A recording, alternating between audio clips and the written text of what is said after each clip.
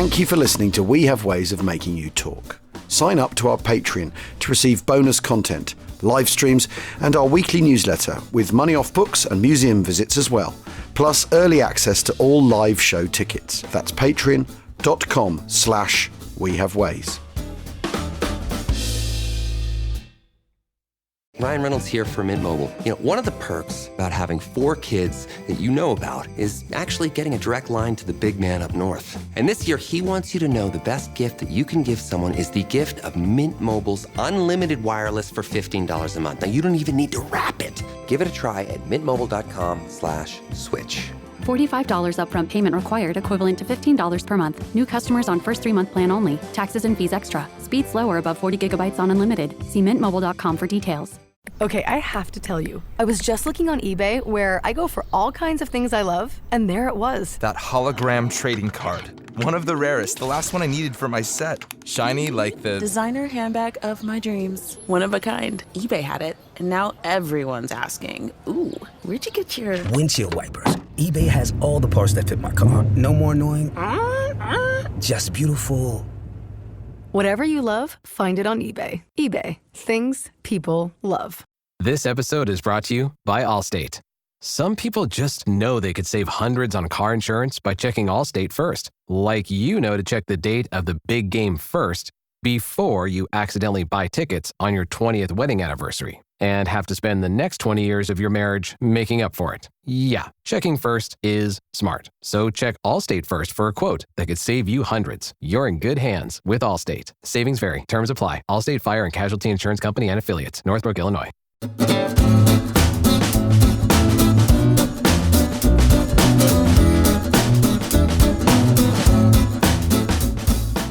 I have at least been able to conclude the negotiations under the best conditions possible with the Anglo-American.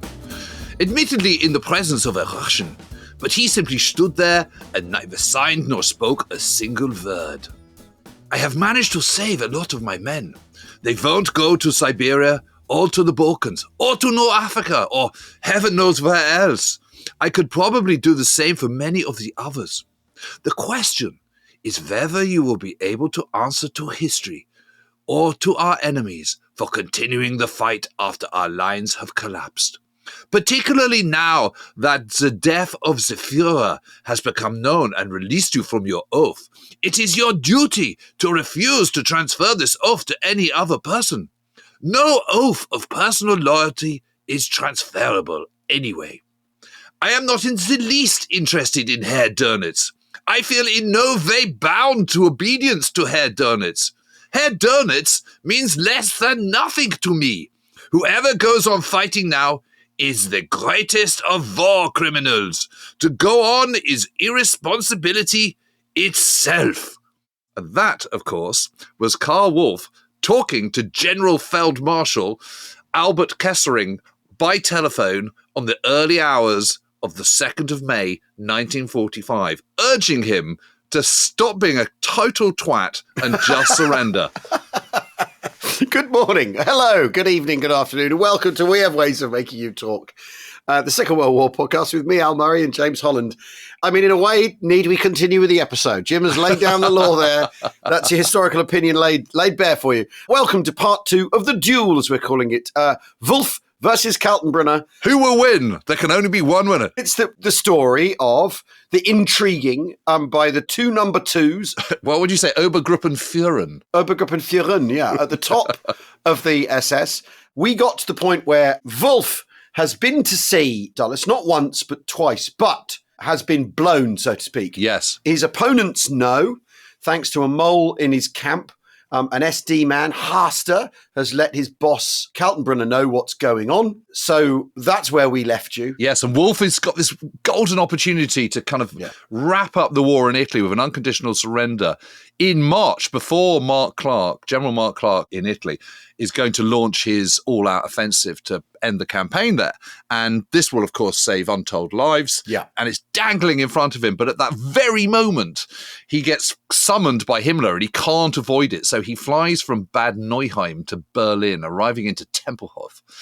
at around midday on the 24th of March. And, flying anywhere by at this point, if you're a German, is not particularly smart. And he gets shot at by marauding Allied fighters en route and manages to survive that by a bit of head chopping. Yeah.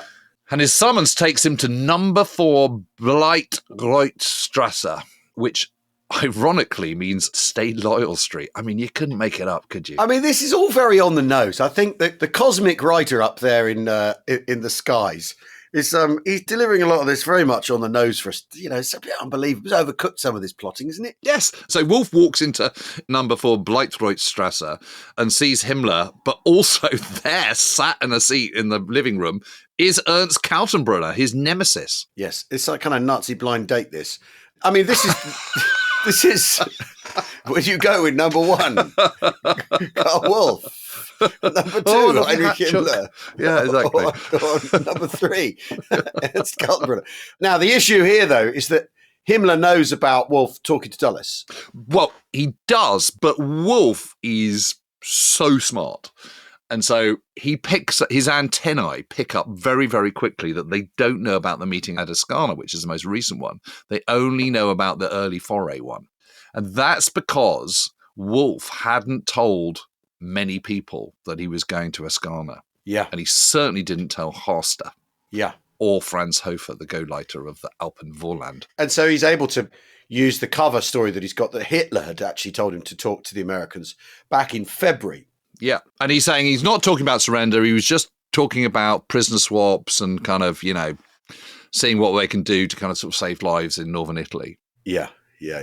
And they just don't have enough on him. No. I mean, it's fascinating, isn't it, though? Because there's this very peculiar, even amongst bad guys, this kind of weird due process going on. That they haven't got enough to just shoot him there and there, whereas plenty of other people have been shot there and there, then and there. You know what I mean? Yeah. But it's also because Himmler, don't forget, Himmler and Wolff were really close. Yeah. And Himmler is actually quite indecisive. And he's not without affection for those who are closest to him. Yeah, and who've been loyal to him, yeah. I mean, that's the weird thing. And so he thinks, oh, great, I don't have to. And also, actually, Himmler is weirdly non-confrontational. He goes to, he gets other people to do it. He always likes to be one step removed.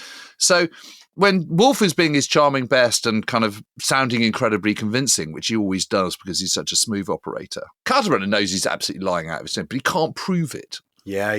So Himmler goes, oh, well, that's all right then. Phew, I don't have to kind of arrest you and all the rest of it, which Kaltenbrunner's been obviously speaking in his ear. Yeah. And so he goes, actually, what I want you to do, this is Himmler, he says, I want you to go with Kaltenbrunner to the Burg Rudolfstein, which is near Hof in Bavaria, the following day. Yeah. And go and have a meeting with Brigadeführer Walter Schellenberg, who's the head of the SD. And, we want to talk about what Haas has been saying and just clear this all up. Yeah. And Wolff goes, yeah, fine. And, I mean, can you imagine that car ride with Kaltenbrunner and Wolff both in the back of the car? Anyway, he gets down there. Schellenberg's a bit kind of sort of icy. And then Harster turns up. But Harster doesn't know about the peace treaties. He just knows about a visit. Yeah. Wolff gets 2 days of sort of being cross-examined. What they're trying to do is wait for him to slip up. But he's too smart to do that. Yeah.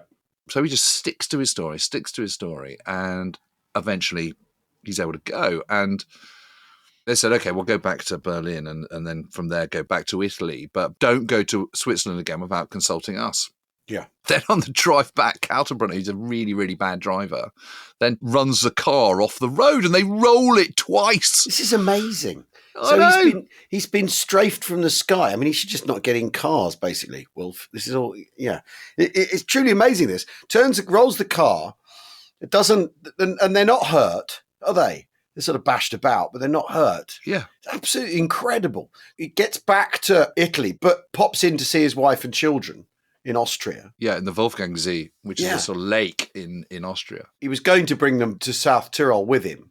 What I find so interesting about is Himmler himself at this stage is also putting out feelers, isn't he, through Sweden? So it's not like he's not at it as well. No. It's very, very curious. They're all circling around, Yeah. It's amazing. Anyway, so he plans to get his family, his new wife and his kids and stuff back down to Italy. And he gets back and he's absolutely freaked out by what's happened. He's got away with it. And there's talk about going to Switzerland, but he just thinks, no, actually, I just need to lie low for a bit. And then Himmler rings him at his place in Lake Garda and says, oh, I hear you're thinking of bringing your family down into Italy. And Wolff goes, well, yes, I was. He goes, that was a grave mistake. I took the liberty of correcting it. Your wife and your children are remaining at Wolfgangsee. There, they are under my protection. So everyone knows what that euphemism means. Yeah. That only means one thing, doesn't it? Yeah, I mean, can you imagine? So he cancels his meeting on the 22nd of April while he's just sort of thinking, oh my God, this is an absolute nightmare. And at the same time, further problems are coming because the Soviets are kicking off with fervor with Dulles and the Americans. And at the same time, he's spoken to General von Veitinghoff, the new commander in Italy. But Veitinghoff is going, well, yeah, I'm all up for surrendering, but as long as we can keep all our weapons and we can do a march out and we can hold on to the South Tyrol. And Hofer, who is the go-lighter of South Tyrol, going, well, but South Tyrol is no longer part of Italy, it's part of Germany, so that doesn't count. And Wolff's just going, it's like, you don't understand. This is unconditional surrender. This is surrender without conditions. Yeah.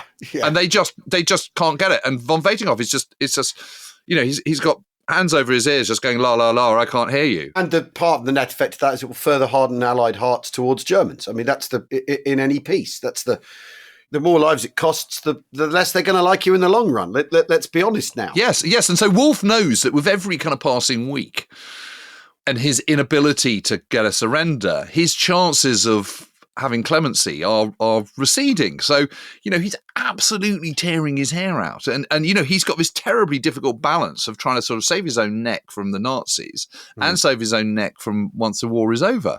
Yeah. It means that, he has to take some pretty big risks, which of course he's doing. But meanwhile, there is this diplomatic incident going on between the Americans and the Soviets, and the Soviets are calling it the Bern incident. Yeah. And they're writing to, Stalin writes to Roosevelt saying, he's trying to, I mean, it obviously always framed in absolute terms and rich with paranoia, that what the Americans are going to do is, let the Germans surrender to them so that they can fight the Soviets by themselves. And obviously that isn't going to happen. But the way the Soviets negotiate is by offering the most extreme position, and then you recoil from it as their partner. I mean, and Roosevelt's nearly had it at this point. Writes back to Stalin, I thank you for your frank expression. I thank you for your frank expression of the Soviet point of view regarding the incident in Bern. I mean, it's not an incident, to be honest now. They're looking for a way to end the war, which appears to have run around without any meaningful results. So in other words, nothing to see here. Don't you worry about it. And he literally signs that letter, then has a massive aneurysm of the brain and dies. Christ. That's Roosevelt gone. It's extraordinary, isn't it? So if you're Wolff, you're kind of thinking, oh my God. Well, and of course, this is the great moment. This is Hitler sees this is the sort of great Catherine the Great moment, isn't it? He sees this as his Alter Fritz moment when finally things turn round. Roosevelt's died. They'll separate the alliance. But if you're Wolff, Operation Sunrise appears to be dead. Soviet outrage, death of the president, combined with other, with a closer scrutiny on Wolff. I mean, jeepers. Yeah. But the lines of communication do remain open to Dulles via Luigi Perilli, the industrialist who's been the kind of go-between right from the word go. Yeah. Wolff sends a message of condolence to Dulles about the death of Roosevelt. I mean, nothing to lose, everything to gain. Sorry to hear about your boss. And amazingly, and this is absolutely amazing, they also agree that Wolff will take on an OSS agent as a radio operator. That's amazing, This is, I remember when I first read this, I was like, I had to kind of double read it. What? Yeah. Just read that again. Yeah, so Václav Hradecki, who is a young Czech, German speaking, he's safely crossed the Swiss border, having been in Dachau. Incredibly, is then planted as a replacement radio operator in the attic room of the headquarters of the Milan SD. So this is Walter Ralph. Yeah, it's absolutely incredible. This as a coup, an intelligence coup. Yeah. But you know, everyone's putting themselves at great risk here. Hradecki is, I mean, what a brave guy he is. Yeah. But only 2 people know that he's there. Yeah, so not what, Ralph. Yeah. He's up in a garret up in the attic. It's Baron Perilli and an SS officer called Guido Zimmer, who is a kind of, absolutely Wolff's right-hand man, one of his staff. Yeah. And again, Wolff is paying the kind of huge gamble that this is going to help him win further trust with Dulles. But then, by this time, the offensive is underway. 9th of April is when Clark launches his battle. Yeah, and we're at the sort of massive firepower end of the Allied way of doing things. 825 heavies come in. They drop 175,000 fragmentation bombs. 175,000. Do you remember how we were awed by 150,000 incendiaries being dropped in the Blitz? Yeah. This is just steel, not flesh. The Allies are not mucking about anymore. Not that they ever were, but you know what I mean? That this is about being super emphatic and saying, all right, that'll do, thanks very much, and we're not going to take any risks. So, Wolff has been saying to Kesselring, von Vietinghoff, and the Allies, he's been saying, lives are being lost and they don't need to be. And here's the proof. Here's the absolute proof. Yeah. He's got a chink, which is General Major Hans Rötiger. Rötiger is von Vietinghoff's chief of staff and is very much in Wolff's camp. He's sensible, normal, not completely deranged. Yeah. Gets what unconditional surrender is. And so he says to Wolff, just leave me, I'm working on von Vietinghoff, So that's kind of a chink, or at least it would be, until suddenly on the 13th of April, Wolff is summoned again by Himmler. And he can't refuse. Yeah. I mean, he does to start off with. He says, I can't possibly do that. The front line's collapsing. There's urgent matters here. But, he can't keep saying that. And 2 days later, what has become, I would like to see you in Germany, Obergruppenführer, has now become, you must come. So on the 15th of April, he's got no choice. And his family being held hostage. So, And so Dulles says to him, Wolff says, look, I've been summoned by Himmler. I don't know what to do.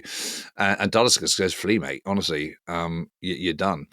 And Wolff goes, well, I can't because of the hostage situation. So he then writes to him and says, look, if I don't come back, if I get executed, please do kind of defend my good name. And that he'd been negotiating not out of self-interest at all in any way whatsoever. Yeah, well, you brought it up, mate. Purely out of the conviction and hope of saving as far as possible the German people. I mean, honestly. I know. But in the meantime, Kaltenbrunner, because we've been talking a lot about Wolff here. Herr Wolff. The big bad Wolff. Kaltenbrunner has got himself his own insurance policy. In addition to his riches. Yeah, to his sheds, warehouses full of forged cash. The Prominenten, and this is an amazing story. It's just yet another layer of bonkersness. And basically, he's got sort of VIP prisoners together. It's 139 men, women, and children who he's sat down, he's written a list, and he's gathered them together. From various camps all through the Reich. Yeah, all through the Reich. Yeah, and that must have been a very weird moment. You're sat in your camp and someone comes in and goes, you're coming with me now. I mean, what does that mean? Does that mean you're off to get a bullet in the neck, or does that mean, who knows? And there are German, French, British, Soviet, Czech.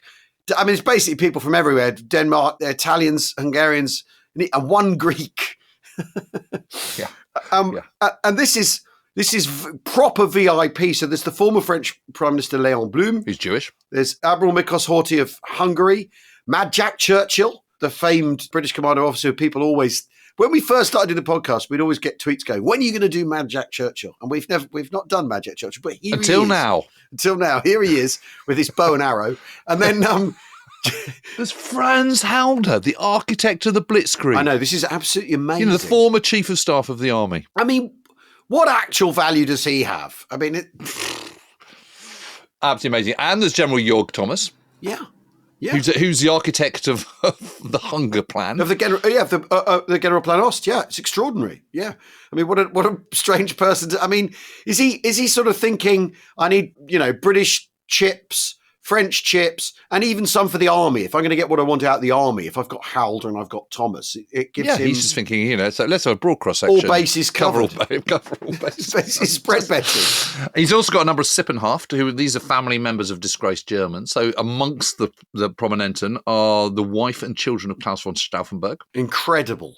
It's absolutely unbelievable. It's such an eclectic bunch of people. Anyway, they're all brought together by Kaltenbrunner, and they're sent first to Innsbruck and from there to the South Tyrol, right under the nose of Karl Wolff. I mean, it's absolutely amazing. But, the South Tyrol, the Alpenvorland, is the place where you can hide people because, I mean, I don't know if you've ever been there. It is I have not. Ludicrously beautiful. And there are all these incredibly hidden valleys and little places and tucked away stuff, and you kind of turn off a road and it winds and winds and winds, and then suddenly at the end of it there's a tiny little lake and a kind of schloss. And it's all very kind of Germanic rather than Italian up there. And what he wants to do is he wants to put them in this little kind of hotel resort on a lake in a remote corner of the northern part of the South Tyrol, the Alpenvorland. And there he's going to keep them, and he's going to keep them under guard by the SS. He's either going to use them as a bargaining chip, or he's going to execute them. Yeah. And he can execute them one at a time, three at a time, whatever, and so to show that he's serious if he really needs to. But the point is they're all together, they're in one place, and they're remote and no one can get to them. That's the idea. Yeah. But while the Prominenten are being corralled and transported southwards, Wolff, of course, is heading back into Germany. So he flies into war-torn Berlin on the evening of the 16th of April. And then he has to drive 75 miles north to Hohenlychen. And because, Himmler doesn't want to stay in bloody Berlin. The last thing he wants to do is be in the bunker with Hitler. It's far too dangerous. And I mean, it's amazing that Wolff will get back in a car after his recent experiences. Yes. So off he goes. He goes to Hohenlychen, and it's a sanitarium. And it's got huge great red crosses on and it's still there. It's still there. It's abandoned. It's derelict. You can still go to Hohenlychen. It's a really, really weird place. It's got in the war, it had these huge great red crosses on the top. So it's out of Berlin, but it's within reach of Berlin. It's got red crosses, so hopefully the Allies won't bomb it. That's what the selfless Himmler is thinking about. Well, and Himmler's in a good mood when he first turns up, doesn't he? Yes, he's all thigh-snapping and bonhomie. But then the tone changes once more as whose shadow should fall across the open hearth. Yeah. But the 6'7" scars come through the door, and you're like, oh God, here we go. Yes, exactly. Hans Zimmer music. And Kaltenbrunner accuses Wolff directly of treason, doesn't he? And there's a big row. Himmler trying to sort of chair it or manage his two subordinates. And of course, this is, after all, this is how things are done in Nazi Germany. You let the people below you fight amongst themselves, but you probably rather they didn't do it in front of you, because you might then end up having to make a decision. That's the other thing. Yeah. It's all about avoiding making decisions. Wolff then says, all right, because he knows he's really in trouble. He says, all right, I want to go and see Hitler immediately. He says, we'll get in the car together. We're going to drive to the Führer bunker. And Himmler goes, I'm not going there. Yeah, no way, mate. No, I'm not having that. Well, because but you two go, he says. So Wolff's thinking, God, please don't let Kaltenbrunner drive. And actually, he doesn't on this occasion. They sit together like this, sort of cross arms, sort of both staring out at the opposite window. Amazing. Not talking to one another. And they go to the freaking Führer bunker. And as they go down the steps, they don't see Hitler straight away. Wolff turns to Kaltenbrunner and says, if they hang me, my place will be between yours and Himmler's. Which is clever because it's a threat, but it's implying that he's got dirt on Kaltenbrunner. Yeah. Well, he basically says, if you tell Hitler about me seeing Dulles, I'll say, well, why didn't you tell him sooner? You've been saving this up. You knew, you're complicit. You're part of it as much as anything else. And after all, they do know that, that the boss is paranoid. And then they're kept waiting. Of course they are. Obviously, yeah. Obviously, because that's how everyone so far in this story has been kept waiting one way or another. Himmler and Kaltenbrunner, Hitler confronts them immediately. He says, I know you've been talking to the Americans. And Wolff says, yeah, I'm happy to report to my Führer that through Mr. Dulles, I've been successful in opening the gates to the White House in Washington and the door to the Prime Minister in London for talks. I request instructions for the future, mein Führer. I mean, absolutely incredible brass neck of it. Oh, my God. Yeah, and they're told to go away. And he goes, great. Okay, well, continue. He says, carry on doing negotiations with Dulles. That's amazing, isn't it? Because he then goes, okay, well, let me think about all this. And they then sort of have to wait because it's now the early hours of the morning. And it's not until 5 p.m. on the 19th of April that Hitler comes back again and says, let's go for a walk outside. There's no Allied aircraft overhead and the guns are quiet at this point. Hitler then says, this is what's going to happen, obviously. The Americans and Russians are going to fall out. Their shaking alliance is going to collapse. Yeah. This, he says, is inevitable. Okay, fine, whatever. And therefore, he thinks that Wolff should carry on talking to Dulles as a means of buying time for this collapse that's going to happen. And suddenly, Wolff is just going, yeah, freaking, So now he's completely called Kaltenbrunner's bluff, and it's paid off. And actually, he says, what I had done opening negotiations with the enemy without the assent of the Führer could be interpreted as high treason that might have led to court-martial and execution, or at any rate imprisonment. Thank God I was held in such personal esteem that they did not do the first, and they did not have the courage to imprison me either. Incredible. Absolutely incredible. Anyway, so he now, having left kind of Italy a few days earlier, wondering whether he'd ever get back there again or whether he'd even survive, he's now back with a clear path. And the bottom line is Kaltenbrunner can no longer touch him. Yeah. I mean, he's got the thumbs up from the Führer. Yeah, it doesn't mean to say he's off the hook, because he's off the hook by, he's not going to be arrested by Himmler or Kaltenbrunner anymore, but he's still, the battle is raging in Italy. Every day that passes, his chance of getting a free hearing from the Allies is less. As his influence on the battle is less, so his chances of clemency is less, I would say. On the 22nd of April, 3 days after arriving back in Italy, he's invited to a conference called by Ambassador Rahn at von Veitinghoff's headquarters near Verona. And Wolff is a bit paranoid about this, but goes anyway. All the senior German commanders are there. Von Veitinghoff, his chief of staff, General Rötiger, General Max von Pohl, who's the head of the Luftwaffe there, and Gauleiter Frank Hofer. And it becomes absolutely clear that while all agree that it's time to end hostilities, loads of them have completely different ideas of how that's going to play out. Von Veitinghoff is still clinging to this ridiculous notion of an honourable surrender. Hofer is still demanding that South Tyrol be separated from the rest of Italy. This is because, of course, it's going to be the Alpine Redoubt. Wolff is just tearing his hair out. The idiocy of these people. Well, because he's spoken to Dulles. He knows what unconditional surrender is. The penny has dropped for him. He knows what literally knows what he's talking about. Yeah, but what Wolff and Rötiger persuade the others to do is to allow another face-to-face meeting with Dulles. And this time with two senior officers. Oberst Hans-Lovar von Schweinitz, who is a member of von Veitinghoff's staff, and Obersturmführer Jürgen Werner, who is one of Wolff's adjutants. So they're going to go with him, with Baron Perilli.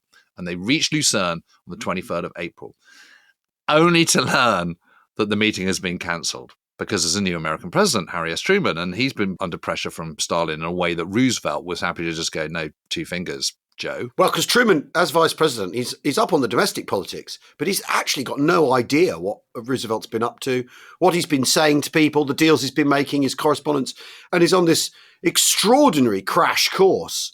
That first week he becomes president, finding out what's been going on, what promises have been made, what the personalities are like he has to deal with. I mean, his baptism in that week after Roosevelt's death is absolutely incredible. And obviously he's an opportunity for Stalin, Truman, isn't he, to crank the pressure up further. You've got someone he knew, doesn't know what's going on. Stalin can really lean on him, so he has.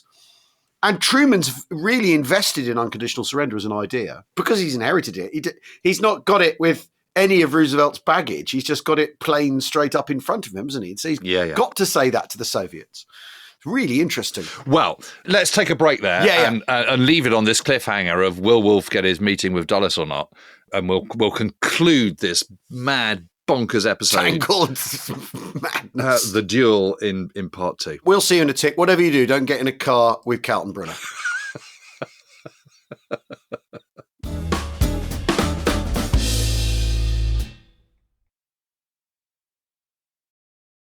Looking for a pickup truck to get just about anything done?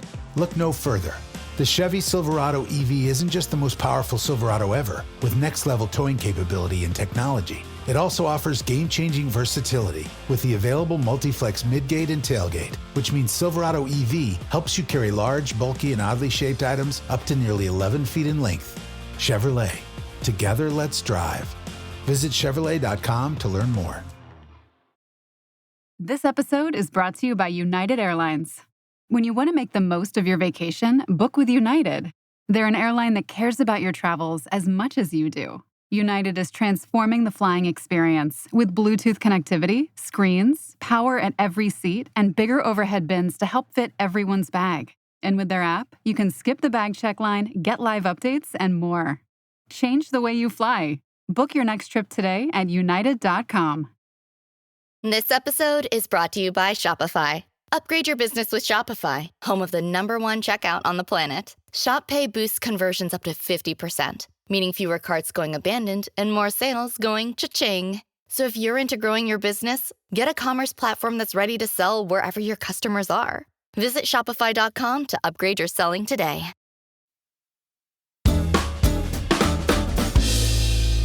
Welcome back to Weird Ways of Making You Talk, part two of the Duel. Wolff versus Karltenbrunner. Two of the, this couldn't be happening to two nicer people, could it, any of this? But here we are. Will Wolff get his meeting with Dulles? This is the question. So what happens, Jim?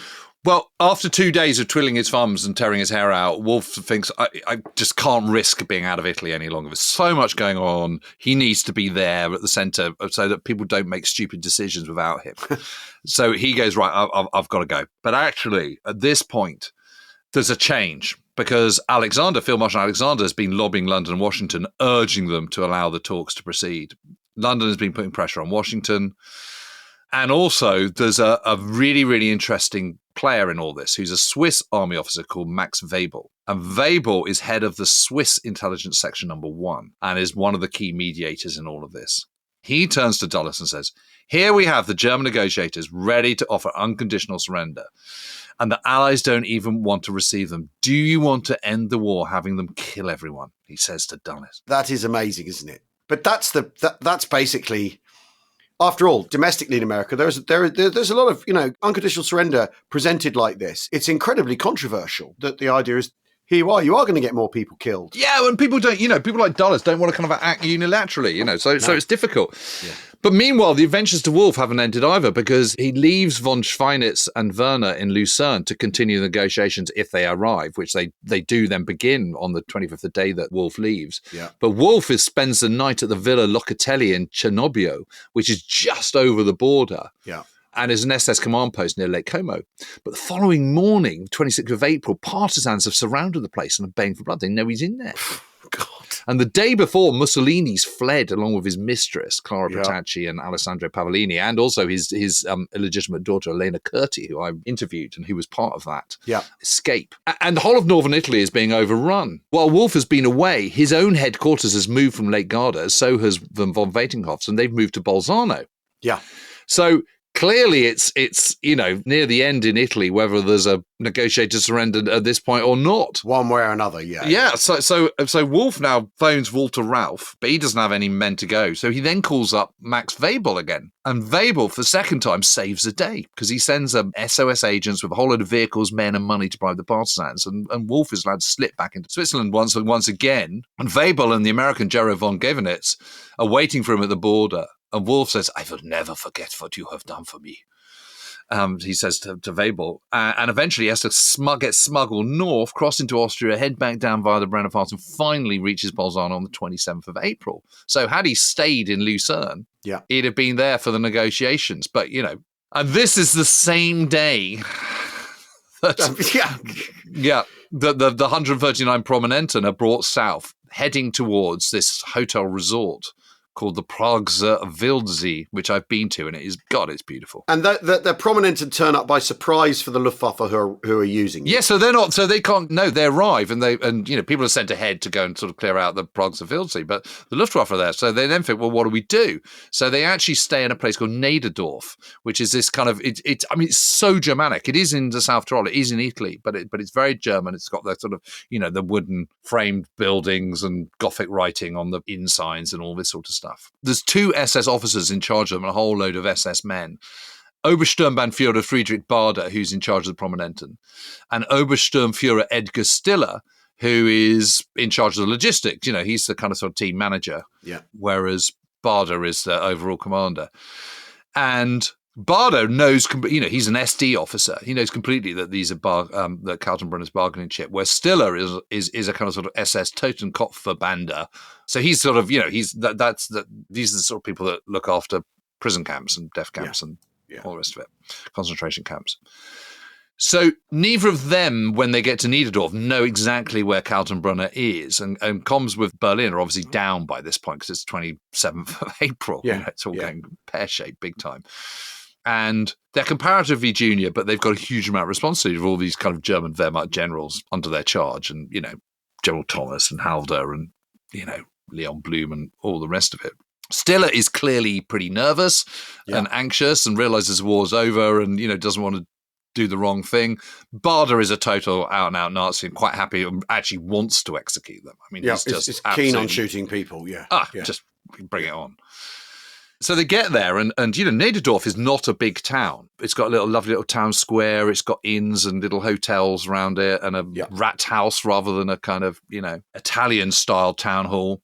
And they all get kind of separated up and put into these pensiones and hotels. And among the hostages in the Hotel Bachmann is just absolutely amazing, is Sigismund Payne Best, who's a British MI6 agent. He was captured by the Gestapo at the Venlo incident in Belgium back in November 1939. Remember that one? Yeah. Which was masterminded by von Schellenberg. Yes, it's now head of the SD. SIS at its naive finest at the start. Right. And so he's been a prisoner of war ever since.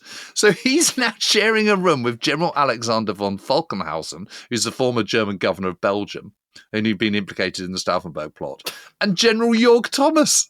It's mad, isn't it? Do you mind if I have a clap first? Can you imagine? Completely. I say, oh boy, I'd rather you didn't. You could go first.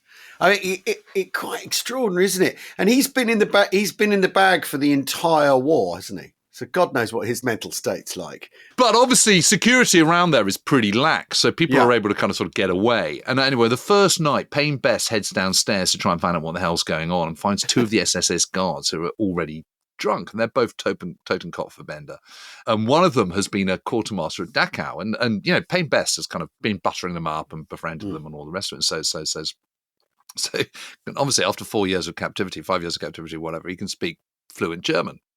Probably could speak it beforehand for all I know. Yeah. Anyway, he goes, I shall put a good word for you when you fall into the hands of our troops. He does.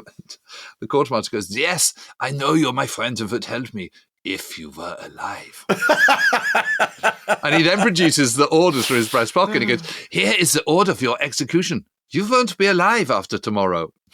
And Payne Best sort of goes, what? Yeah. And the quartermaster is absolutely insistent. They say Bader always carries out his orders. Shoot them all down, slurs the other one, fumbling, with his pistol. Yeah. Bum, bum, bum, bum, bump them all off his best. Payne Best sort of laughs nervously. Says, would you really gun down a man with whom you've just had a drink? And he goes, yeah, Herr Best. But what can I do? Let me go. Yeah. Meanwhile, while Payne Best has been buttering up the pissed SS guards, General Jörg Thomas and General Bogislaw von Bonin, who's in jail for having ordered a retreat earlier in the year. Yeah. He's a treasonous bastard. They've managed to escape and found a phone booth and put a call into von Weitinghoff's headquarters, and he's spoken to General Rötiger, who then promises to act. Rötiger then talks to von Weitinghoff, and they agree this is absolutely ridiculous and they need to order the Luftwaffe to leave immediately. He then rings forward to Hauptmann Richard von Alvensleben, who is serving on von Weitinghoff's staff, and who is coincidentally only a few miles away in a place called Sexton, which is about 8 to 10 miles away from Niederdorf. Yeah. And he's scouting for a new headquarters because they feel they're even safe in Bolzano at this point. So Rötiger says to von Alvensleben, you need to get your ass over to Niederdorf and kind of diffuse the situation PDQ. So he goes over late on the 27th of April and talks to Stiller, who by this point is kind of really a quivering wreck and says, in this terrible dilemma, what are we supposed to do? Bader's a nutter and, we're supposed to execute them tomorrow. This is on the orders of Kaltenbrunner, blah, blah, blah. He's saying it's on the orders of the Führer, et cetera, et cetera, et cetera. So Alvensleben thinks, well, there's nothing I can do now. They're not going to do anything now. I need to come back first thing in the morning with some troops. But he hasn't got any troops. He's only got he's only him. So he goes back over first thing in the morning, finds Bader, tries to persuade him. Bader's absolutely not to be budged whatsoever. So he then rings up Rötiger again and by complete chance speaks to Wolff. So Wolff now knows about the Prominenten properly. Yeah, he knows about the Prominenten properly. And Alvensleben says, well, look, I've mustered some troops and stuff, but we've now got a bit of a standoff going on in Niederdorf with the SS. Can I open fire if I need to? And Wolff goes, yeah, crack on. Kill the bastards. It's incredible. So even this, so Alvensleben then says, shouts across the square, put down your weapons. We will open fire on order of, blah, blah, blah. And even then, Barder and Stiller don't back down. But in the end, it's Sigismund Paine Best and several others who persuade the SS to lay down their weapons. So it's not Barder and Stiller that do it. It is the Prominenten who go, come on, mate, the game's up. Incredible. And they managed to do it without a shot being fired. And then they're all kind of sort of taken in coaches down to the Prags of Wildsee and where they are put up as planned, and actually can then bask in the glories of the lake and have some schnapps together. It's absolutely incredible, that story, isn't it? It's just so mad. Yeah. It's so mad. Yeah, bonkers. And the war's over, for Christ. And this is why, again, we keep coming back to the, because often on the podcast we said, the writings on the wall for Germany as a belligerent in July of 1943. But look, come on, you lot.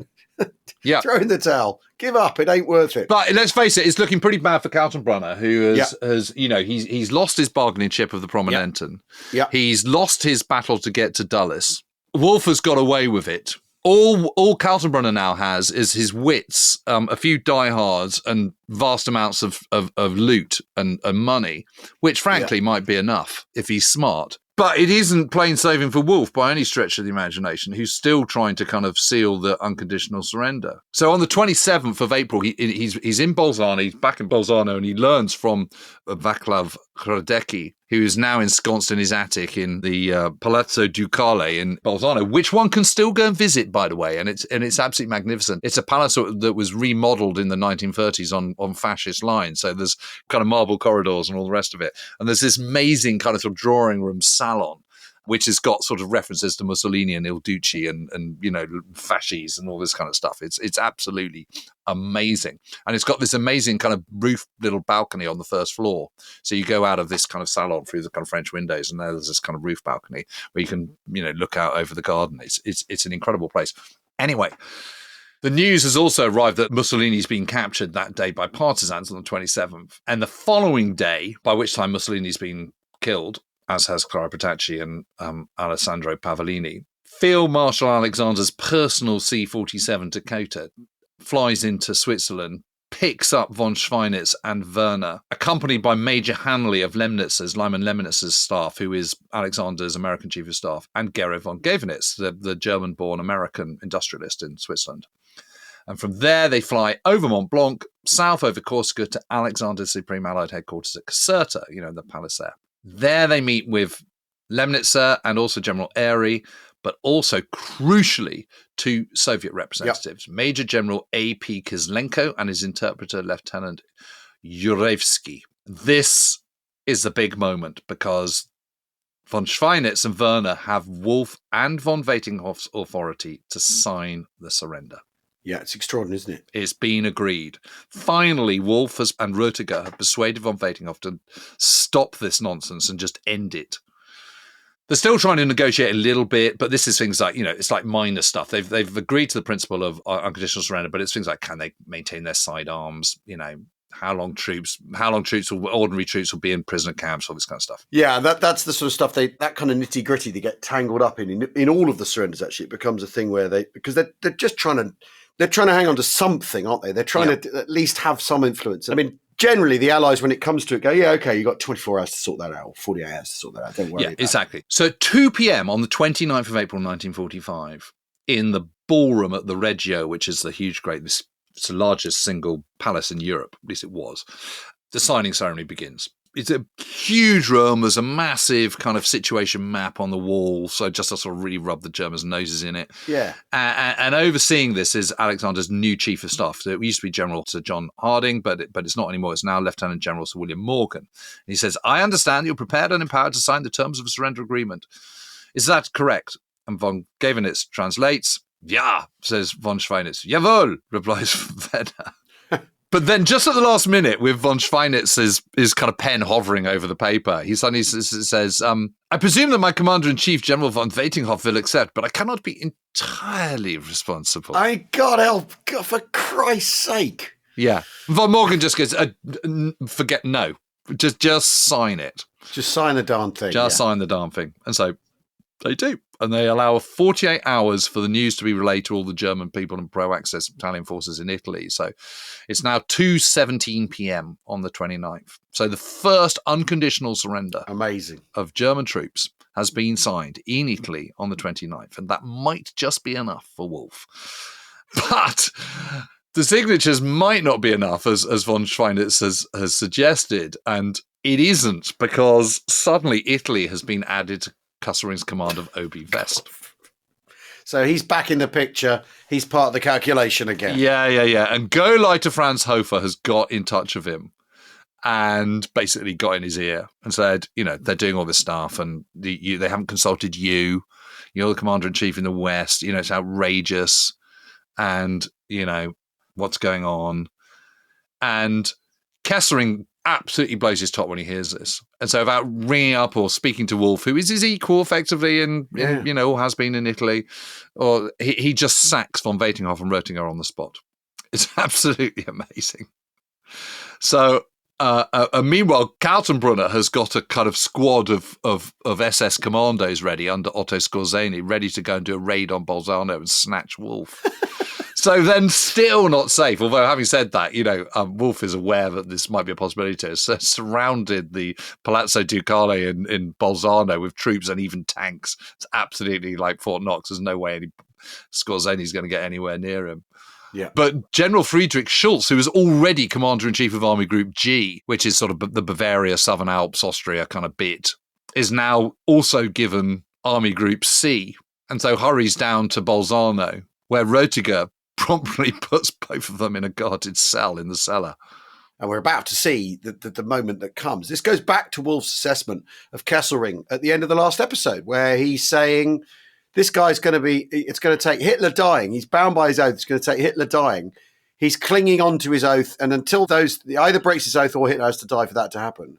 And we're stuck. Yeah. And now that Kessering's back in the picture, I mean, it's the idea that Kessering thinks he could essentially come in and overturn that surrender. When the Allies, how are the Allies going to react to that? Actually, how are they going to treat? Well, him quite. It's absolute madness. Yeah, and then just at this moment, and Schulz is not, he's quite reasonable.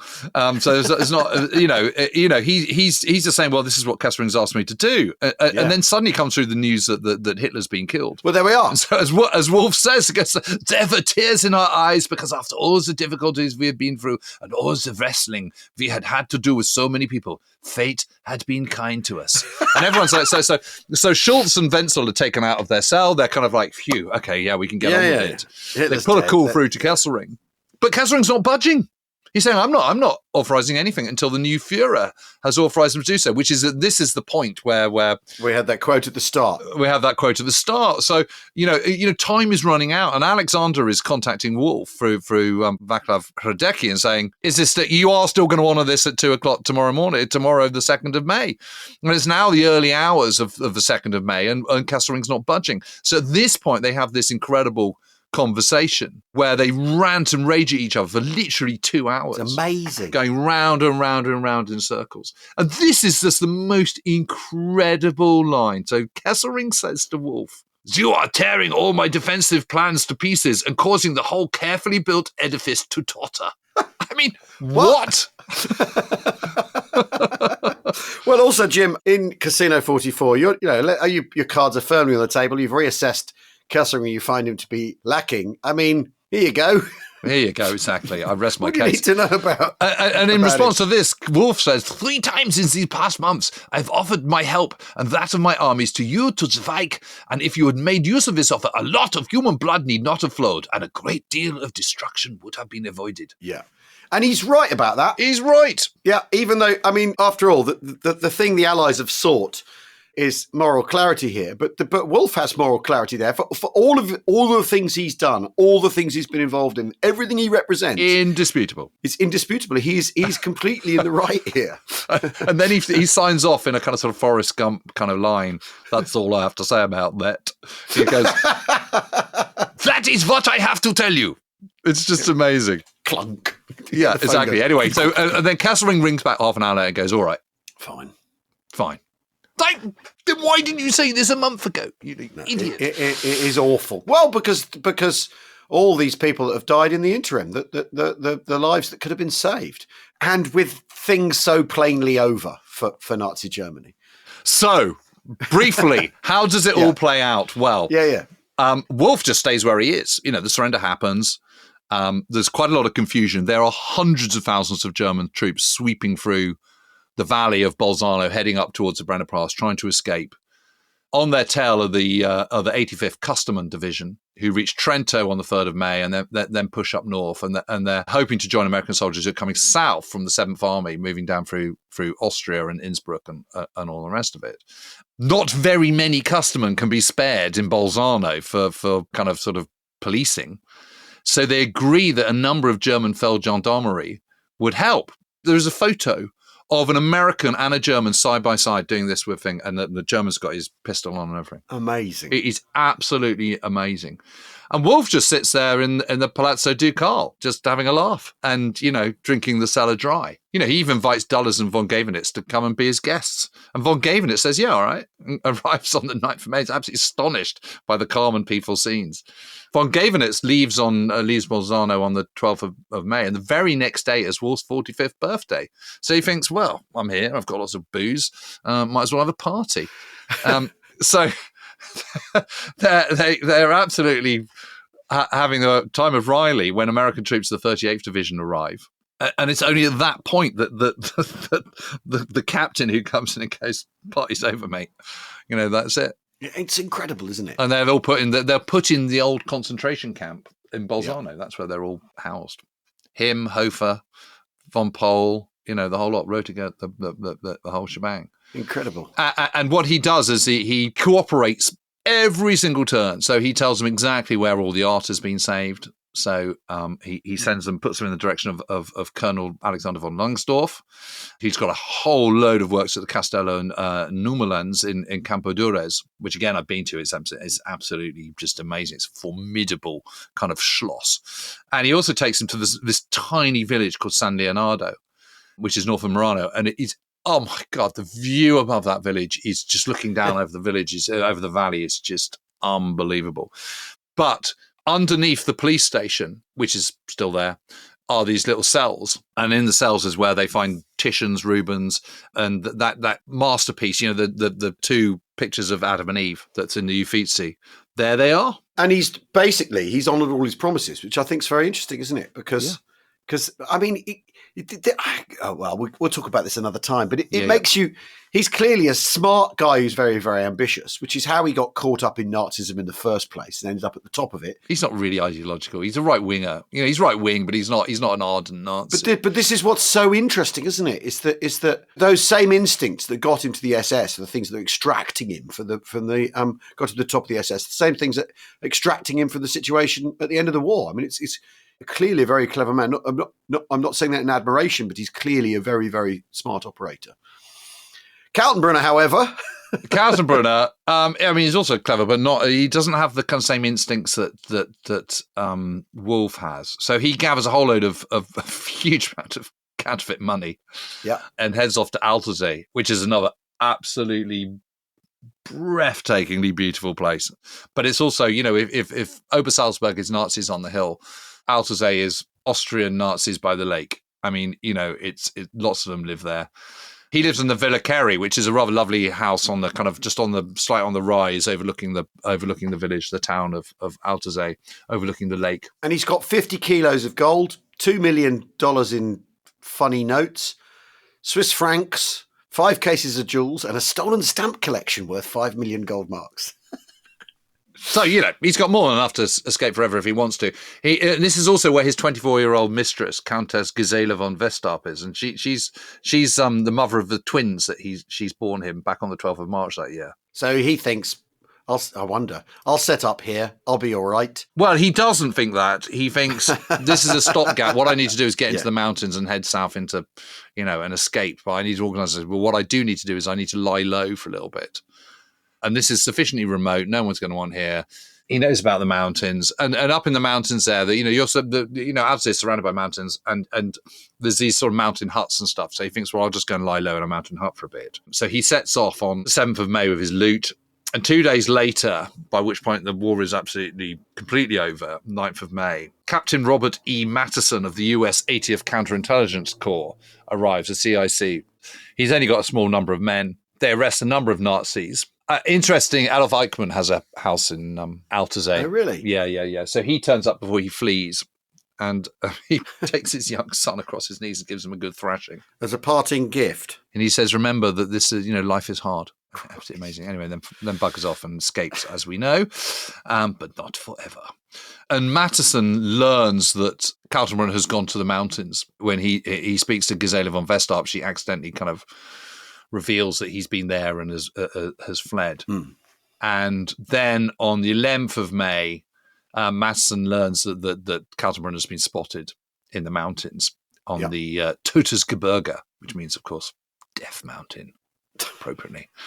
Again, you just can't make it up. Stay Loyal Street, Death Mountain, But also, these dueling scars of which he was so proud as a young man are now it's impossible to disguise who you are. Yeah, wah, wah. The baseball cap on a hoodie's not going to cut it, mate. Couldn't be more hubristic, could it? No, exactly. So Mattison goes off with a squad of 10 GIs and 4 Wehrmacht troops, 4 German soldiers, as guides, and they set off at midnight the same day. And by first light, they've reached this narrow plateau on the mountain on which was perched this wooden hut. And I've walked this very route. And it's fantastic. It's absolutely beautiful. You climb up through the woods and the trees, and then you do there's a little river and a stream, and there's this sort of stepped plateau. So you go on the first plateau, and then it sort of clambers up some rocks and stuff. Yeah. You get to another one, it's sort of laced with gorgeous wild mountain flowers. And then perched on this little lip is this wooden hut. And that's it. That's where Kaltenbrunner was hiding out. And as they approach this hut, the shutters are back and it all looks completely deserted. And they go and bang on the door. There's nothing happens. And then suddenly they hear a little noise and it goes, ah. So they kind of bang again on the door and a window opens and it's not Kaltenbrunner. There's a man there who says, no one here. Don't know who you mean. What? And anyway, so they pull back a little bit, cover it with guns, and call them out. And eventually, the door opens, and Hände hoch. Yep. There's Kaltenbrunner. Amazing. For him, the game is up. And so Kaltenbrunner goes to the gallows at Nuremberg, and there is even a photograph of him on the slab, if you want to see it. Yep, he's not terribly impressive in his interrogation. No, and he has a brain hemorrhage, doesn't he? And has to recover from that before they can interrogate him. And he says, my juniors wrote those memos about executing people. I tried to stop the Holocaust, but they didn't let me. And he tries an absolute reverse ferret defense and goes to the gallows in October 1946. And Wolff frankly gets away with it. Yeah, well. A winner, the champ. The champ is Wolff, who absolutely does. He plays the cards he's got and then the ones he subsequently dealt. To perfection. To perfection. He becomes a witness for the prosecution. Hertel, of course, Wilhelm Hertel, who'd been at Alzey, ends up working for the CIA. Yep. And then becomes a schoolmaster. And then becomes a schoolmaster. Yeah. And lives happily ever after. But, Wolff's he gets away with it, really, doesn't he? He's released in 1947. He's second in the SS to Himmler. And he's released in 1947. It's absolutely extraordinary. He gets a little bit of a hiccup later because it becomes clear during the Eichmann trial in Jerusalem in 1962 that Wolff has sort of, had a bit of a part in all this. So he gets tried again and gets charged with masterminding the transit camp in Bolzano, in fact, which is exactly the same camp that he ends up being in when he's first taken into captivity. 300,000 Italian Jews, including Primo Levi, pass through there on their way to Auschwitz, etc. So he's convicted, sentenced to 15 years. Still, it's nothing, isn't it? If you're not going to kind of execute someone, I'm not going to give them life in prison. Why are you giving them 15 years? I mean, it's sort of something of nothing, isn't it? Anyway, he then manages to wriggle free again. He's out in 1971 on inverted commas health grounds. He lives out his life perfectly happily. He's much feted. There's lots of former SS types sort of gather around him for kind of reunions in Hamburg. And he even returns to South Tyrol at one point where he's sort of feted as an honoured guest. And the amazing thing is he outlives every single one of the players in this story. Every single one. Dies on the 17th of July, 1984, aged 84. In this duel we have presented to you, he outlives and outfoxes everyone. He's the man who gets the furthest. Yep. Quite extraordinary. I mean, this idea of Nazi competition that there can only be one. Maybe Karl Wolff is the one. He's the one. He outlives them all. Truly extraordinary.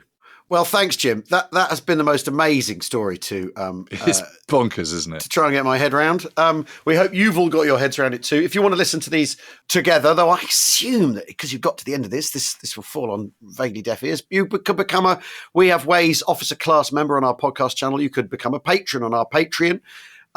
And you could come to We Have Ways Fest, 12th to the 14th of September, a festival at which this kind of war waffle is normal, is usual, and it's happening right there in front of you. Tickets at wehavewaysfest.co.uk. We look forward to seeing you there. Thanks everyone for listening. We will see you all again very, very soon. Cheerio. Cheerio.